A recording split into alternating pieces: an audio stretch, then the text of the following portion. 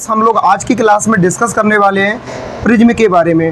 वास्तव में प्रिज्म क्या होता है, क्या वास्तव में प्रिज्म के कारण इंद्रधनुष की घटना घटित होती है, क्या वास्तव में प्रिज्म के कारण आसमान में 7 रंग दिखाई देते हैं। आसमान में प्रिज्म लेकर के कौन गया जिसके कारण 7 रंगों की घटना दिखाई देती है।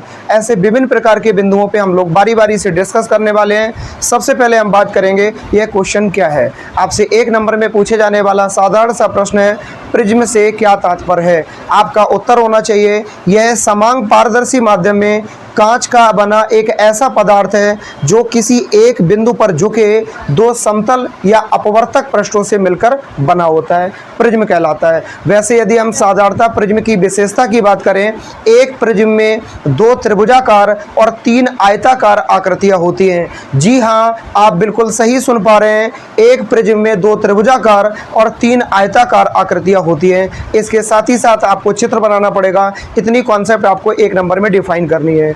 अभी आपको हम बोर्ड पे सारी कॉन्सेप्ट को वेल तरीके से डिफाइन कर देंगे। उससे पहले एक बेसिक पॉइंट आपको समझना पड़ेगा।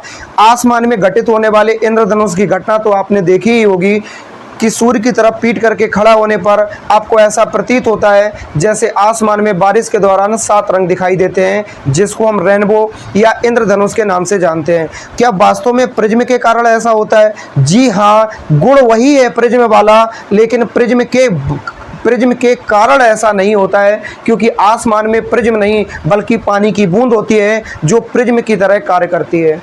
यानी पानी की बूंद, जब सूर्य से आने वाला प्रकाश पानी की बूंद से टकरा के अपवर्तित होकर रिफ्रैक्ट होता है, उस घटनाक्रम में वह जो सूर्य का श्वेत प्रकाश है वो 7 रंगों में बढ़ जाता है, इसलिए हमें आसमान में 7 रंग दिखाई देते हैं। वैसे वास्तव में अगर हम पृथ्वी की सतह की बात करें तो पृथ्वी की सतह पर अगर कोई प्रिज्म हम पकड़ते हैं, उससे जाने वाला प्रकाश सूर्य का श्वेत प्रकाश, जिसको हम सफ़ेद प्रकाश या 7 रंगों का समूह कह सकते हैं, प्रिज्म से निकलने के बाद एक स्क्रीन पर, पर्दे पर हमें 7 रंग दिखाई देते हैं, जिसको हम विबग्योर के नाम से जानते हैं। इसको हम विभिन्न प्रकार के नामों से डिफाइन कर सकते हैं। विबग्योर में वी का मतलब वायलेट हो गया, आई का मतलब इंडिगो हो गया, बी का मतलब फिर ब्लू हो गया, जी का मतलब ग्रीन हो गया, और बाई का मतलब येलो हो गया, और ओ का मतलब ऑरेंज हो गया, आर का मतलब रेड हो गया।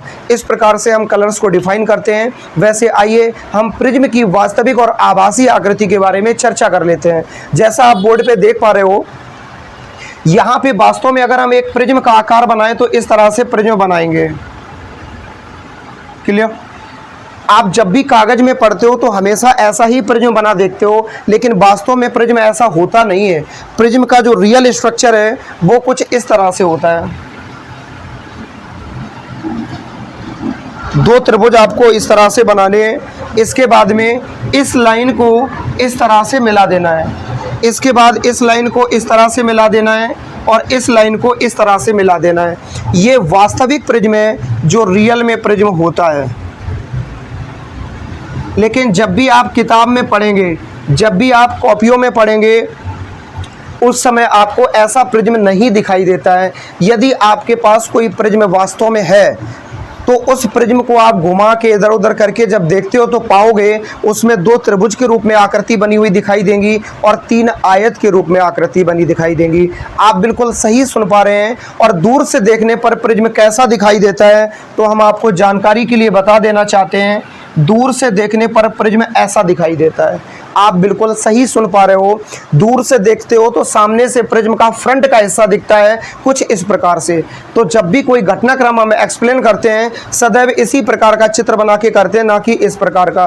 वास्तव में प्रिज्म होता ऐसा है, लेकिन दूर से देखने पर दिखता ऐसा है। इसीलिए सारी क्रियाओं का अध्ययन हम इसी प्रकार से करते हैं। इसको हम बोलेंगे आभासी प्रिज्म। अब इसमें हम एक पॉइंट पर डिस्कस कर लेते हैं। उस पॉइंट का नाम है, आपने यहाँ पे सुना है इसकी परिभाषा। आप परिभाषा में इस तरह से लिख सकते हो, यह समांग पारदर्शी माध्यम में कांच का बना एक ऐसा पदार्थ है जो किसी एक बिंदु पर झुके 2 समतल या अपवर्तक पृष्ठों से मिलकर बना होता है। इस परिभाषा को हम कैसे जनरेट करेंगे? आप देख सकते हो, एक ये बिंदु है, इस बिंदु पर झुके इन पृष्ठों को हम समतल पृष्ठ या अपवर्तक पृष्ठ कह सकते हैं। समतल का मतलब प्लेन से है, अपवर्तक का मतलब है इससे टकरा के प्रकाश की किरण डाइवर्ट हो जाती है। फिर से समझने की कोशिश करो, एक बिंदु पर झुके दो समतल या अपवर्तक पृष्ठों से मिलकर किसका निर्माण होता है? प्रिज्म का निर्माण होता है। इसकी निचली सतह को हम स्वतः मिला सकते हैं। इस प्रकार से हमारा प्रिज्म एक रूप ले लेता है। यहाँ पर प्रिज्म में जो कोण बनता है, बहुत ध्यान से, दोनों अपवर्तक पृष्ठों या इनको हम कह सकते हैं दोनों समतल पृष्ठों के बीच में बनने वाले इस कोण को हम प्रिज्म कोण के नाम से जानते हैं, जिसको हम अपवर्तक कोण भी कह सकते हैं और इसको कैपिटल ए से प्रदर्शित करते हैं।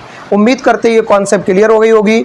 स्क्रीनशॉट लेने के साथ साथ चैनल को सब्सक्राइब करना ना भूलें।